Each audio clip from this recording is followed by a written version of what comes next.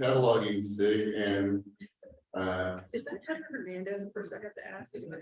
Or is that a different? it is. Okay, good. So Sarah's gonna take it away here. Hi, everybody. I hear that this is easy.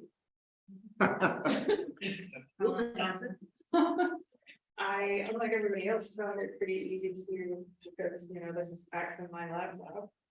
Well, Heather's there too, so she can jump right in. Heather, you want to do this?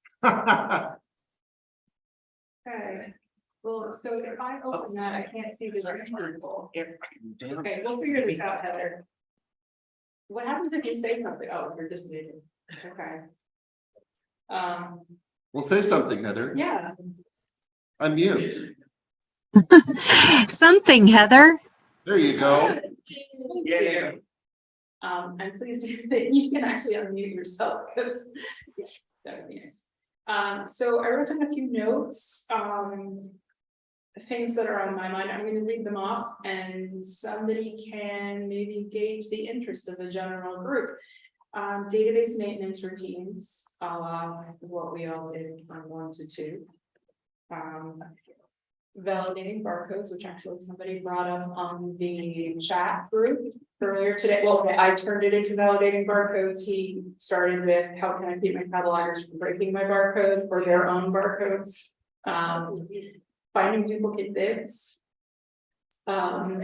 Something I mentioned in the last one, deleting bibs removes them from the reading history, and that crosses several SIG groups, I think. So that's that. And is there anything in the conference that piqued your interest that you want to talk about? So those are the things that I have in mind.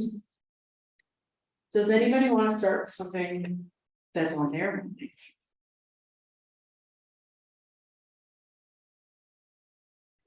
Oh.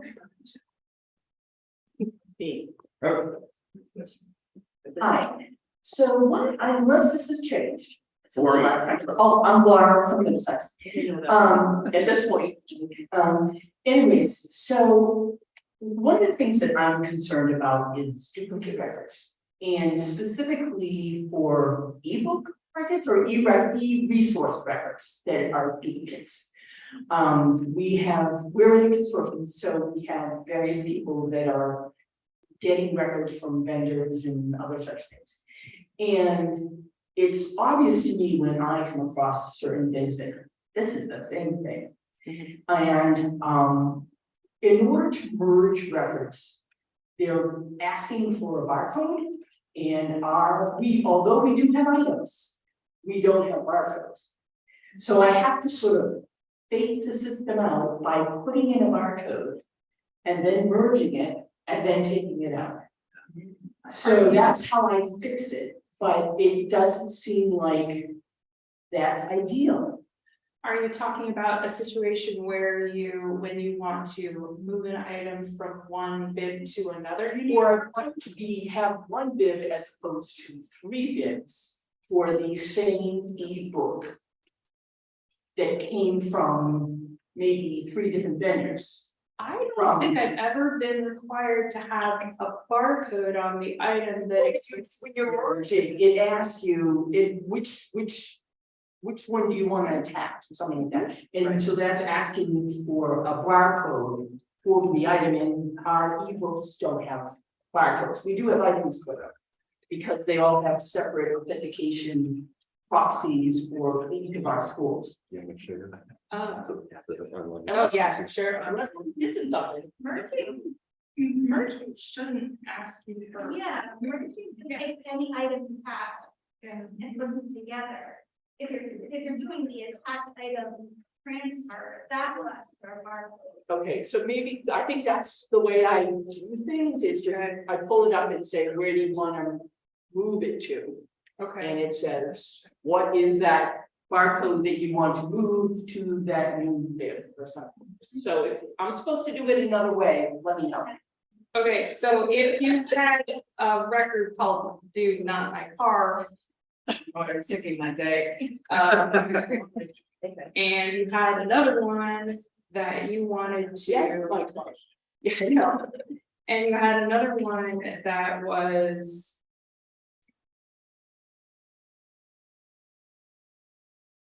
Sorry, like all of my test titles just left my brain. I will. Okay, so if you said this title is the same as this title. Right. And I wanted to merge them together.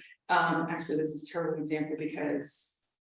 Whatever, because they need to come up in the same, otherwise I have to go through some shenanigans to add them. Okay, so if I wanted Do Not My Car to match with My Car by Byron Barton, I would hit edit. And if this differs from your situation, No, that's what it says. just okay. Just like And put then it it asked me for a barcode. At that Here? point, yes. I'm glad you had a microphone. That's excellent.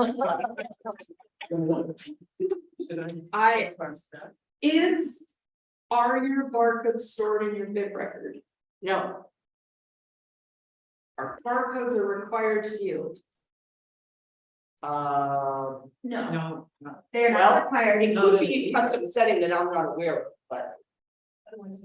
Maybe it's asking for it because you don't have barcodes in. Yeah, maybe, It's maybe it's looking for a barcode now, but I merge things without barcodes. That's actually the scenario when I do, because we get a new bib, doesn't have a barcode. That's actually the scenario that station will test is like pretty much when we do it. so I'm overlaying that. You got it. So, I have a question. Does the record have an item? Yes. It's just the barcode is blank. Well, it's not, it doesn't display on our screen, but it's not. No, okay, so go back to the, So this. to this screen, so now click on record, What? just click on Yeah, that. so that doesn't have Okay. a barcode either. So that has a item record at the bottom. Right, Does yours have an item record? It's just the barcode is blank? right. Right, we don't put barcodes on either. We don't put barcodes on either. Because they don't have location. So here's the other scenario that. We have an e-library so that everybody shares and we have. We can't, our license don't allow, Don't allow. because we have different proxies, in different institutions, with different ebooks and everything. So this is where we all think you are, and I would show it because Whatever, we all want to, I think. If you tap attach items, then it asks you for a barcode. Those are two totally different Yes. things. okay, but. All right, well, maybe I'm wrong, because I think, and maybe that's, so. When I started this. I mean, I can put in a barcode in it. I can. So yeah, it totally works. I totally agree with you. I would do the same thing. I did And that. that's what I you did said. something else. Okay, so I think that's. Maybe that's where I am, but I thought I did it the other way too, where it said merge, and no, Take- not it was. Take notes and screenshots and So. and come back, because if that does. Doing this, so there's something wrong with me. So, I have a question that's kind of related to your workflow. When you attach, or when it asks you to put a barcode and you enter that barcode. Then it goes onto that bib record. Do you have a bib record of what items attached that you then go to delete, or no. so you're in the merging, right? Yeah. Well, I just, there are some of these things are already there, it's just because people came into the system at different times, and so you say, oh, I know this is the same thing. So, but they may get them, one gets it from ProQuest, someone else gets it from EBSCO, and someone else gets it from somebody else. So, See, and this has multiple items with real barcodes and one without a barcode, and it was totally willing to merge it. so a tax item requires you to have a barcode. Yes, Okay, and the other thing does. it would be nice, although while we're being recorded, it would be actually kind of nice to be able to do that by item number as well as barcode. Or have Somebody write that down while I'm talking. 'Cause I can't think. Station. Yeah, I guess we're kind of having, we we have that. well, So give you a little, I'm Angela from Family Search Library, Technology Library. So we have an issue that we have 2.4 million microfilms. And they all have. Thank you, by the way. They have a sequential number system, right? And it is a totally different number than the barcodes. Couldn't give a barcode to them because the microfilm numbers match barcodes of other items. And so if we put a barcode that matches the film number, or take it off, it's different, right? So none of them have inventory numbers, no barcode numbers, no item numbers. All we have is the microfilm number as a call number, film number, whatever. We now have to bulk update. We are getting rid of 150,000 films out of our library because we're downsizing and a lot of them are put online, and now we have to update every single one of those items. So they don't have a call number, They do have. or they do have a call number, it is. Verified. Yeah, it is. If they don't have a barcode, Don't have a barcode. they don't have, our inventory number is hidden because we used it as the system, as our old systems migration match point, so it's hidden from this, but inventory number could also show up in this form. They don't have it. You don't, and they don't have it. What do they have that's unique? The call number. That's it, the film number itself in a call number field. So actually, we just brought this up with Bywater a couple weeks ago, when we met with them and said, if we send you a list of all of these call numbers, can you do a match? Update to say it's no longer in our library, it's no longer available on the shelf, it's no longer, it's do a batch change, but. If somebody has another way. How many did you say? So we have 2.4 million in the system, and we have, we probably have, I think we're at 300,000 or so at the library itself, getting rid of half stuff. It feels like. My gut says. That at that scale. You would be using your vendor anyway, you would be using your support vendor anyway. And if it were, I mean, like, let me know what anybody else thinks, but it feels like if there were 50. You do it on your own. If there were 300, you'd want to be able to do it in a batch, but I think you'd be bumped up anyway. Yeah, we do have some kinds where we have to do an entire set of records of films, a set of 25 films that have become more restricted, and so we have to put them in our restricted section. And so I still have to go in one at a time, and they're all under. There is a way to add.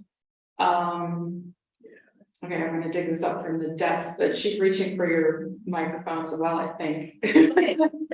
So how I have. I'm the support for our libraries. So every now and then they have come where they've got call number ranges, and sometimes I have barcodes and sometimes I don't. I run the report for the things that I want to do something to. The old way was you had to copy the item numbers and then you do the total batch modification. The new koha allows you to do batch modifications in the report. Okay. But the report, half my reports have that and half of it don't, and I don't know what's in the SQL that gives me that little drop down menu. So, yeah. Okay. Our two, we've talked about that, the two problems are that it's not going to be sequential films, it's going to be 3 from here and 2 earlier and 14. So what you have is you have a pile of things with numbers in them, correct? Yes. And you could transcribe the numbers from those things into a list. Right. Correct. Okay. Then you can, in SQL, use just like, do a search on these, show me these things in the logic in SQL, you can say, show me these things on, if the call number matches these, your list is gonna be super long, I think it would break SQL. But if we're in the hundreds, wouldn't that work where you could get the item numbers and or bid numbers from those call numbers? I would love to hope so. I think it would work. Sounds like it just. I've done it with like, can you like, tell me which of these are from so-and-so? I've done that in small amounts. But this is what I had hopes about. Somebody actually mentioned this on the Bywater Slack channel a few weeks ago. So I kind of want to spread the word about this, where there's actually a function in, sorry. Where's my editing? Oh, wait, that's because I'm on wrong.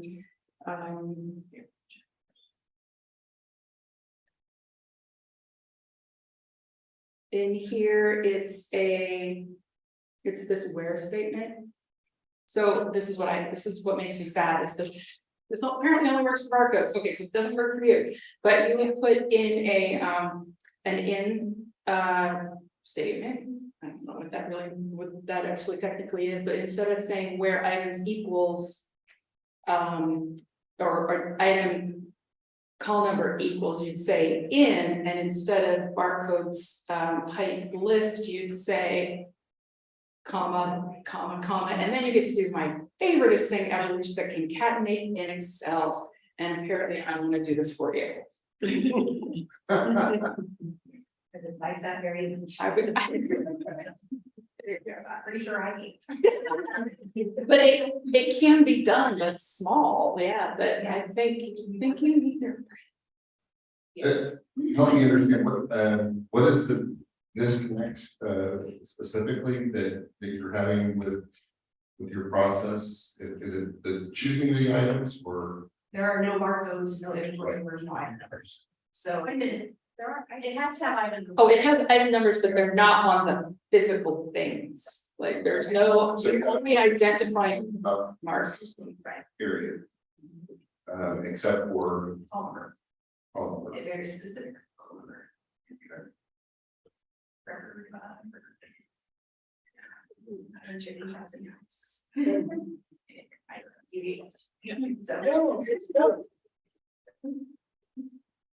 I think, what if you put them all in Marquette and copied all the call numbers to the barcode field and then put it back in, and then you have barcodes. It's going to avoid duplication, but I was thinking, what if you started them all with like MF and then did that? Because then it would be unique. Okay. Because right, our phone numbers are the same. Yeah. Numbers. Oh, that's right, that was it. Yeah. I was just about to suggest that, except I didn't think it would work with such an election. The one caveat is, I think there might be a setting, I can't remember. There, at one point, we, in our libraries, we had one library that has short barcodes on their stuff. And we were getting multiple items when we put in their barcodes because it matched part of a bigger barcode. I think we had to do something, we had to turn something on to not match partials. So that's very important when you're doing that. But yeah, that I think, you know, you're going to save yourself a big headache if you go through there with the Marquette and update those and give them barcodes so that you have something more to work with. Yeah, and prepending is a fantastic idea. That's what we could never figure out, is how to make a barcode that Unique. be unique without duplicating it. Yeah. Yeah. I like that. Oh, wow, jeez. Oh. And I'm not even well,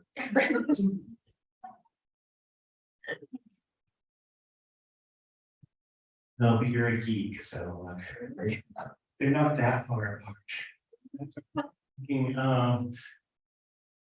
A copy call number to 152, but what field do you use for your call number for the microfiche? Same as a regular book call number. And it's not just the number we say film and ODOT. Okay. It's not just the number.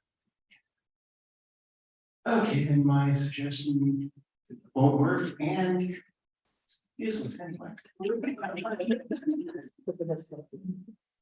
I was trying to think of a way to make it unique to film, but certainly film will already be the night to be. We have to tell people that's what it is in the call number. And we might say,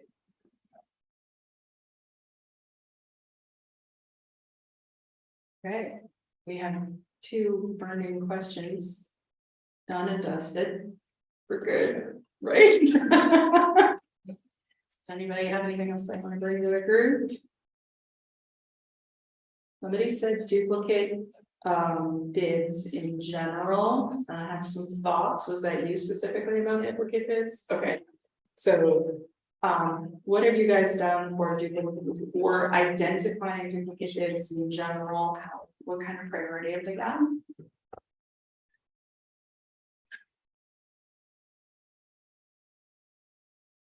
Anybody? Just to remember, a reminder that bottom line, you can chime in. You can hear you and turn your mics on. I'd chime in that I found reports on the Koha Reports wiki really useful. There's reports for duplicate bibs and other sorts of duplicates that are really handy. Sorry. Can you just show me a couple of people? Here we go. Maybe show me speaker. Here we go. Yeah. Okay, so who gave that lovely contribution? That was Heather. That was Heather? Oh, good, okay. And you wanted to add?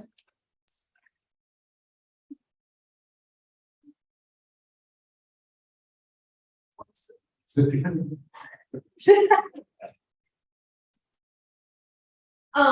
So a lot of our duplicate records, dealt with journals and articles. So part of my, and I'm probably doing it manually, but, those journal titles that I don't know why publishers do this, but each volume was a different name. That's where a lot of, I'm like, just cleaning that up and merging title by title. Like, I feel like I've already gotten rid of 1,000 duplicate records. So were they journals where they're essentially cataloged separately, volume by volume, or? Okay, so you have some that are cataloged all in one record and some that are, or could be cataloged all in one record or on separate records. And you have a mishmash. Yes. Okay. I also have, so not all of those issues have a. Like, you can't merge them with the ISSN, because you would mess it up, and they don't have an ISSN. So there's no matching rule. At some point, there is a way, I did it once. I can't do it again, I don't know how to get. That Mark Edit will do, like, you can tell it, I want you to merge these records based on title, because I'm getting it by title, author, and copyright date. I feel like that might be enough, that for my reprints. And Have you tried throwing series into that mix? so, our item types for books, journals, and reprints are not consistent. I don't think item types would really affect it. Well, that's fair. So like, there's no way to tell. We have so many records where non-professional catalog or catalog. Yep.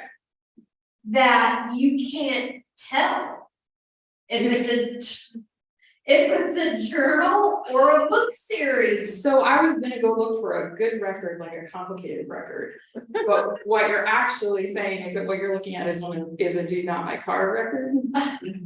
Okay, as opposed to looking at this in the.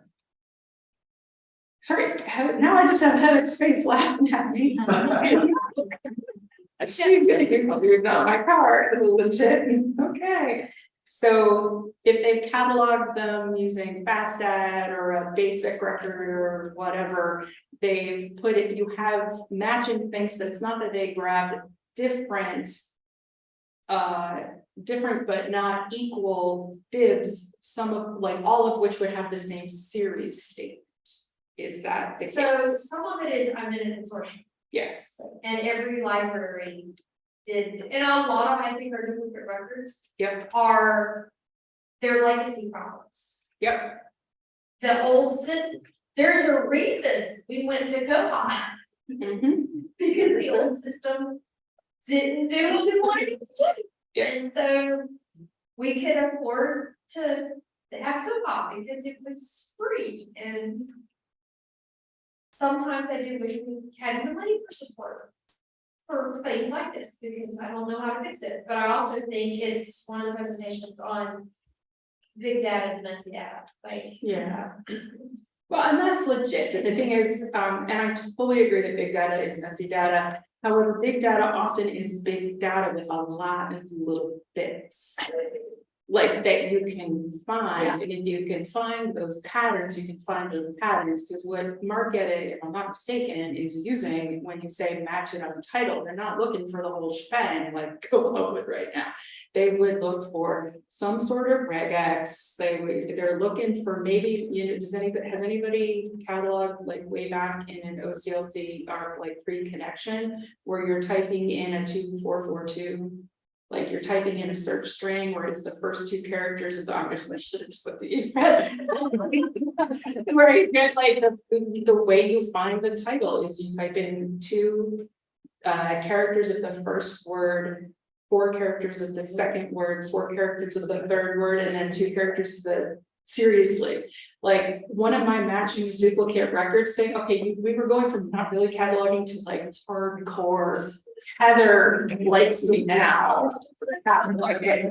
And some of my duplicate record searching, like I'm saying, like, no, give me all the things that don't have an OCLC number, and then I sat there in Excel because I'm a nerd and said, give me the first 2 characters, the second 2 characters in them, and then I sent all those in a batch to OCLC, like uploaded the search myself, did a batch download, and then I accidentally overlaid a bunch of things with Spanish records, but most of them actually, but most of them worked, because what I was doing was like, I was grabbing like chunks. If it's the same journal and they didn't mistype the word, then you're gonna find first 2 characters, you're gonna find that. So anyway, so that's how I approach this. Big data is actually in big data.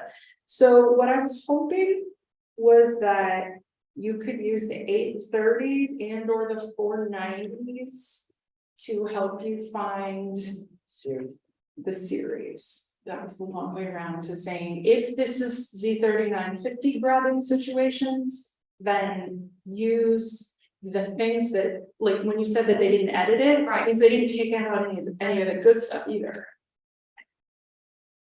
So that's That's my pitch. yeah. That's where I'm starting. Yeah, I think it's a good place to start. Yeah, I mean, it like you just use their faults against them. I mean, maybe. I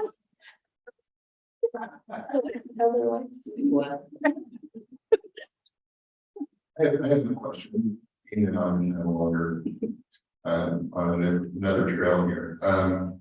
I know one of the things that really has bugged me, I did some diving into this because I was noticing this, trying to figure this out. And when I'm doing a search on a book in a series, and the result on the series and click on series, the results on the series, do you find that koha is really wonky on the results for the series when you click on that series? Stacia, give me the series.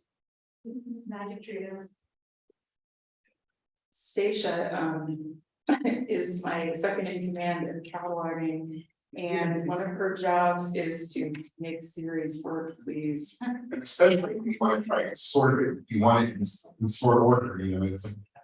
If I want it in series order, that one's kind of all over the place. So when you have a, The series for this is Here you go. Tree Space House.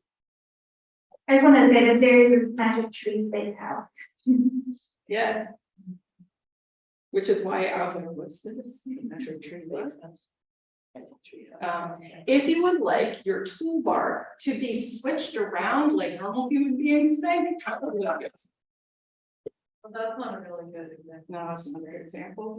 Okay, so anyway, so we ran into a bug, maybe other people did, so like when you click on it, and the way that we do this clicking is that it doesn't search for it. Do you mean that when you click on the H or the hyperlink, you don't always get good I don't get good results. I mean, good and results. I had to dig about that. I had to dig and find out from the catalogers, okay, what fields is this going off of? And then maybe, and then even when I had all the correct information and all the series, I was getting other things or not everything. And then if I wanted to sort it in order, it would never sort in order. Yeah. Yeah. Yeah. Doesn't take. They will all sort. Yeah. I'm gonna have some more tabs on. I don't believe that we currently index the series number at all. So that's. Yeah, the bug, it actually, I have a personal ticket for myself, it's like you, that says, make the sorting better when you click on author or when you click on series, because if you click on an author right now, it just orders them by relevance, which is irrelevant when they're all the same author. And it really should probably sort them by like publication date, because if you put James Patterson, you probably want his books first, assuming.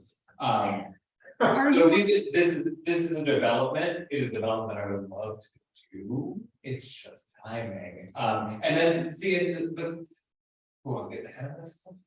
Where it gets complicated with these things is then you probably also don't want it to just sort it based on the actual content of that V, because sometimes it's going to be number 5 or part 4 or any of those, and so you probably want it to actually sort on some sort of weird, like treat it as a number. Right. But then you need to make sure that it's probably your 830 that you want sorted, because your 830 is where you'll put probably the actual number, whereas the 490 is where you'll have. Wanted to know what. Hard to be.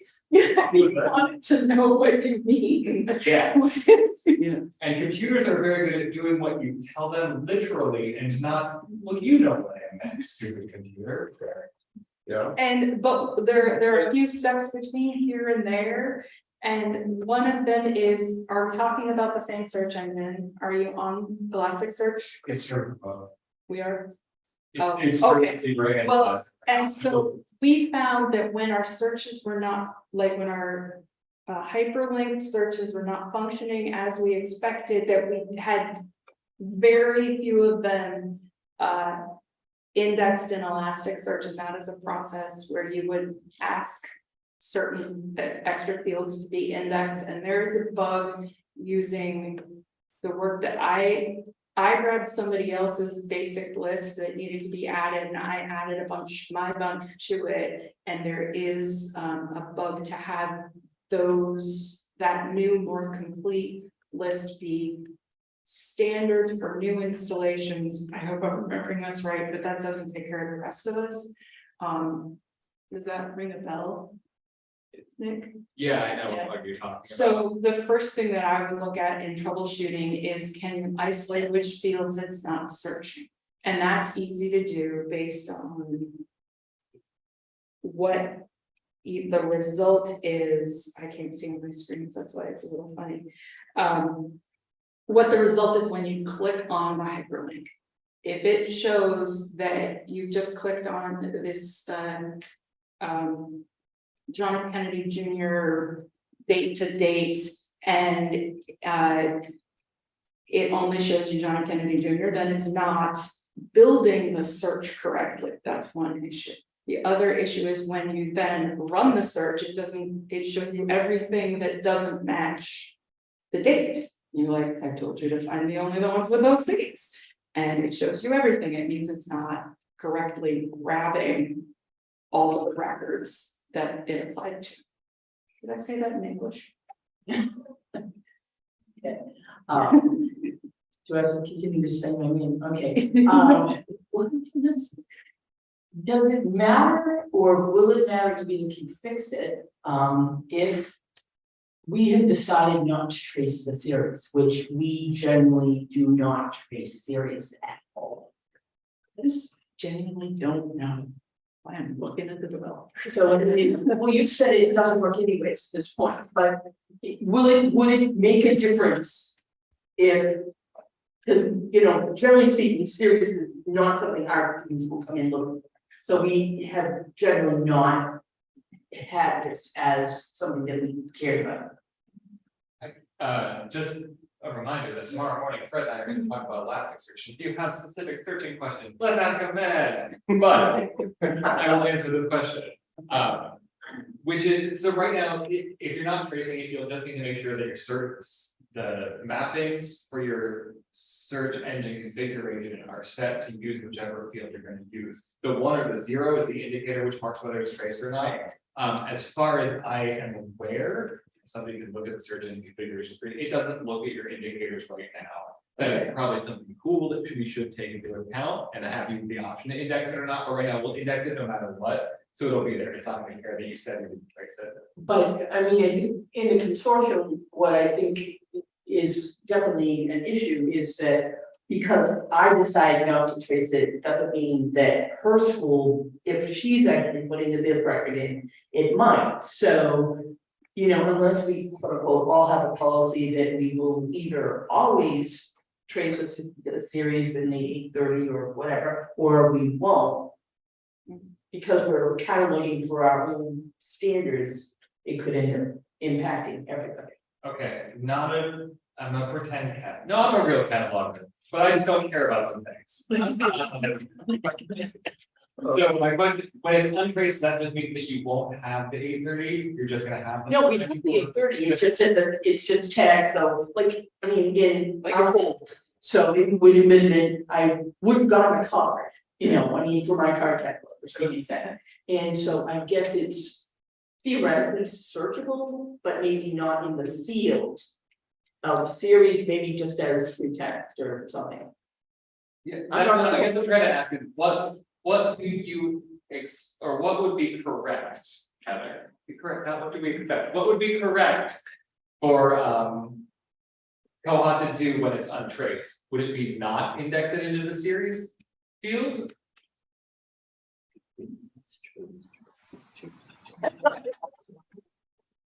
So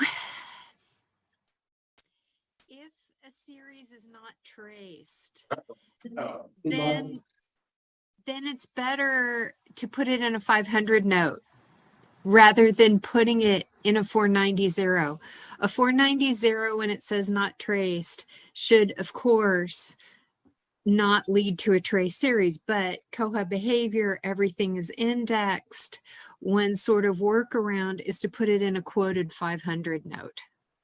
Okay, so if you don't want it indexed at all, then put it in a 500 instead of the 490. Is that Pretty much, because koha and most systems just don't know what to do with a 490 indicator 0, because it's like it's a series. It's going to be keyworded. It's going to show up. It's going to, and the fact that that Mark does this whole 490 830 thing because the 4XX is a transcription field and the 830 is a controlled access field, where of course your volume numbering should match exactly the example in your authority records, because we all have those and we all do that. It's just all kinds of weird. So one thing to do is just, like those like Dell paperbacks sort of thing, like a Dell adventure book. You don't necessarily want that traced. It's kind of series like, just put it in a quoted 500 note.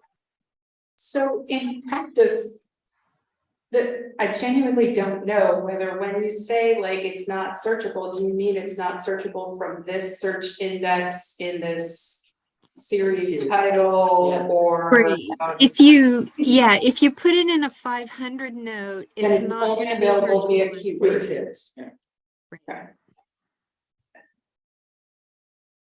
did we run somewhere? I don't know. I've arrived at greater understanding. Well, I think honestly, I think maybe more in the public library area, that they have a definite need for series, like Magic Treehouse and that kind of thing that we don't have. So I think for those who want it, it should be findable and consistent. I think that's what we all decided.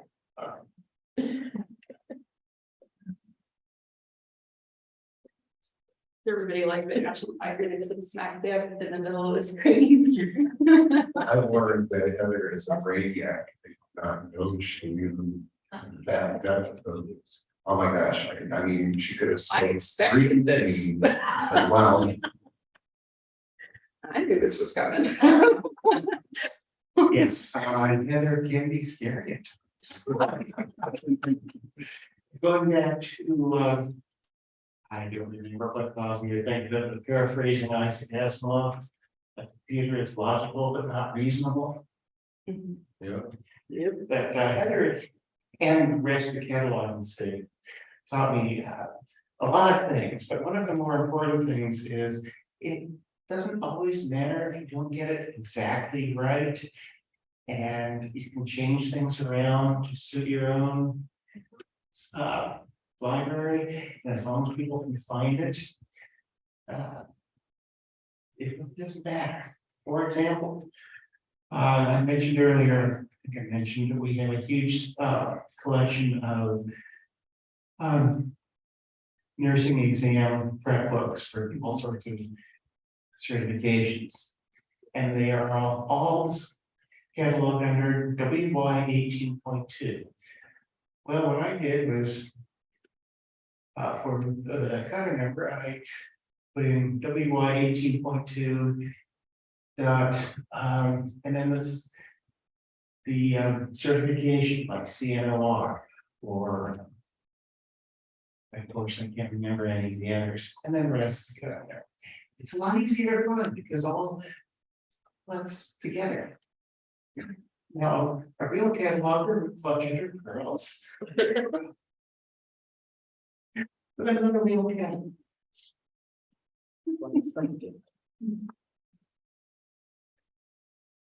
I have so much to say about test prep. I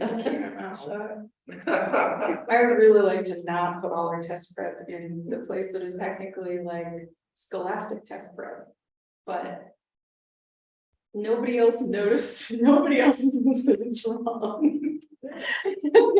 So That's right. Nobody So notices. it's right. Doesn't matter. It doesn't matter, and I'm like.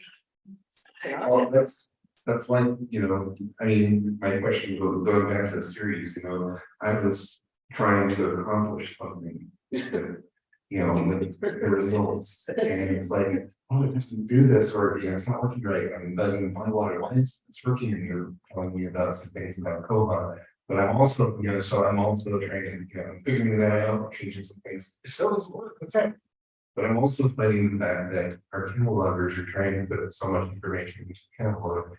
They're not cleaning things up that they import in a way that be helpful to me. So Yeah, we, just another volunteering, you said that you have some mark edit tasks you can share. We also have some mark edit tasks that basically just. Cause I mean, it just removes all the sears, whatever, and my philosophy, since I have the floor apparently. My philosophy is really like you automate as much as you can, so you have time for the ones that you can't. And I know that we're leaving stuff behind, but then I go through and I run some reports with, so I just have some database maintenance routines that you can see here. Actually, like I just say run monthly, but you can see the last time I ran it was, okay, that's not a good example, but like it says run quarterly last in 2022. And you're like, well, I just every time I feel like it, I go through and I run. Used to be a lot more routine, like not strict, but like more regular routine. And now I just go like, yeah, like I know that the mark edit task catches most of them, and then I run some other things to just kind of vacuum up behind us, and the rest of it you just have to be okay with. And the reason that you want everybody to follow the rules is not because you're crazy and want everybody to follow the rules, it's just that we know when we made an exception. So tell me. Right. Some of you may remember Bob Newhart. Who started out as an accountant. And he failed as an accountant Because his philosophy was, well, as long as you get it in a few bucks, it's okay. Yeah. Sometimes we'll turn up, they're not close enough. Let's see, the times, oh my goodness, it's 4:46. Oh, How did we do that?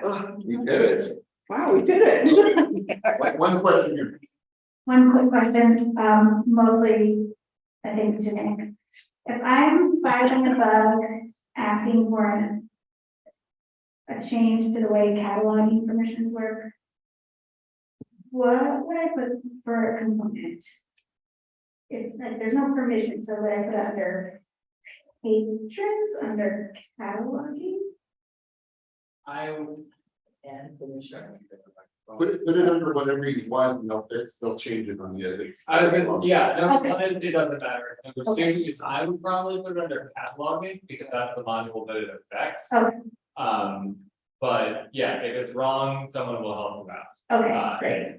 Just a reminder that if anyone changes a thing on your bug or edits the title or comments, they're trying to help. They're being nice. Yeah, they're not being risky. Thank you. So just, I'm going to be filing a bug to separate Z3950 permissions from the edit catalog permission, because we have all our catalogers bring in records using FastEd framework and Z3950.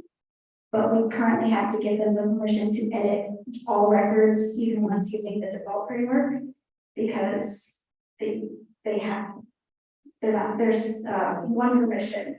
Yeah, there's no granularity, so in order to be able to use 3950, they have to also be able to completely overwrite our bibs, which is happening. Isn't there something newish about what default framework is used when you import records? And can you change that? And no, that would be awful, because then you say everything could come in on the FastEd bit, and that would be terrible. Never mind. I'm very tempted. I love ending my first SIG meeting with never mind. I'm very tempted to modify my jQuery that I use for validating proper entry of patron records. To do that with imported bid records. And you know, if it doesn't meet certain criteria, if I see things that I know are wrong, and it just says, no, that's a garbage. That's a garbage. And not give them a reason for it, because if they're making me cut down why these things are wrong, why give them the answers? I know. Now, it just won't upload, and then you have to go figure out which of the 2,000 records I know. broke it. Yeah, There you go. well, that's kind of like on Market, and I can't figure out, like, I don't know, tried to open the wrong file type, so it just says no. And you're like, or it says you found one record, and you're like, why? And it doesn't tell me what's wrong with the file, it just says, I only found one. I'm like, well, there's 300 in there, and yeah, so. Yeah, Market kind of does that, but Terry Reese is totally like on top of it, it's just, he has a point, it just didn't work. I kind of have to apologize for like, I love the new interface. And I totally missed the boat on getting to say, no, I think it should go the other way. Just for the record, not bad mouthing the redesign folks, because I personally feel like the redesign totally is really like. There are, So what is it you want? already different? The search bar is on the other side. Yeah, so where Heather is, yeah, so our search bar, the default search bar. It was the other way around, so the search field is on the left, and you would change how you interacted with it on the right. That's 2211. Yeah, and we swapped it around, because. Oh, I was gonna say, I. This makes more sense to us. Yeah, no, ours is the other way, And if I were more talented, I wouldn't have to ask Lucas. Did you do that in the previous version? Because I No. thought it's laid out the same way. It was tabs though. It was tabs. Yeah. But like I said, I missed the boat on like actually contributing to the redesign. Oops. So good. What? You can still find bugs. Yeah. Okay, I just like talking like about Lucas and he never answers me. Okay, so we should. Okay, so I think I'll go home now. Can I ask? Sorry, Rin, actually, it's probably a question for you. I'm just gonna try to think right now. It's probably a pretty easy answer, I think. We were just looking at in the acquisitions group, one of the bugs, and it had a classification of new, and it was filed in 2013. So the meaning of new is relative. It's untouched. terms of- Yeah. It hasn't been touched. So no one's looking at it, no one cares about it, no one, there's like No one's- three people that are busted. No one's changed it, you know, somebody may have looked at it, but they haven't changed it, they haven't done anything to it, they haven't assigned it, so yeah. So then what you do is you log in and you comment and put without saying like. Yeah. And once you're logged in, you put your Right. plus under here, you just have your name +1, and it's like So that it low barrier to entry. So if anyone comments on it at any way, then it goes from new to what? No, I think it I stays don't think new. it's new. It's just that it's Stays when on. paying, it would send an email to those 4 people on this. Oh, modified. It would change. It would be modified and it would send your +1 like. The status new sounds. Not a good thing, I guess, but Well, it's. If you really are looking for new. You there's like data. Well, I think someone was saying at the bottom of the page, you could look at the last 7 days or something, that's new. Yeah. Or even, this decade, So you can do for me, but sort by change. it's really hard at these things, because like every time you bring up a bug, I'm like, I wanna go fix it for you right now. That's well, yeah, no, but I understand that it does look weird. I'm just trying to understand, Yeah. like what's the thing, Yeah, new is a bug that was filed.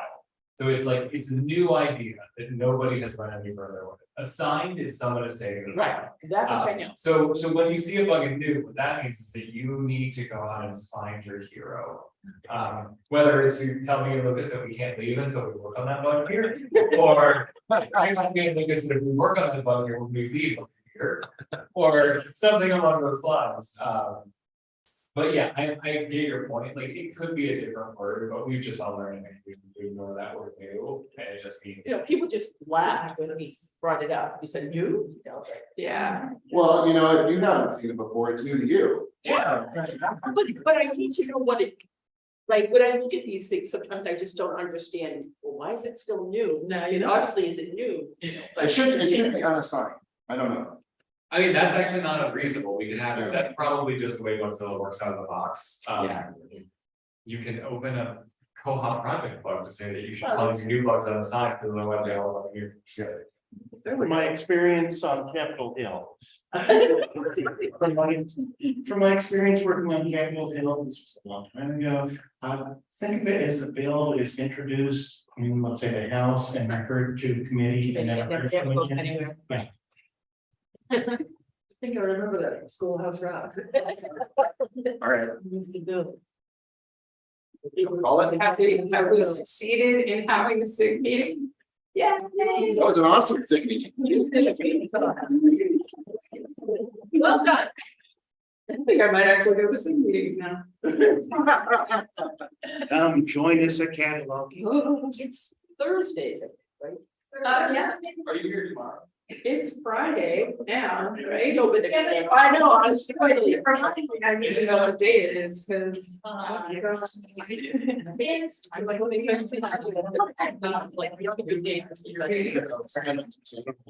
Not expecting that. Say your goodbyes. All right, thank you guys. That was great, Sarah. Thank you.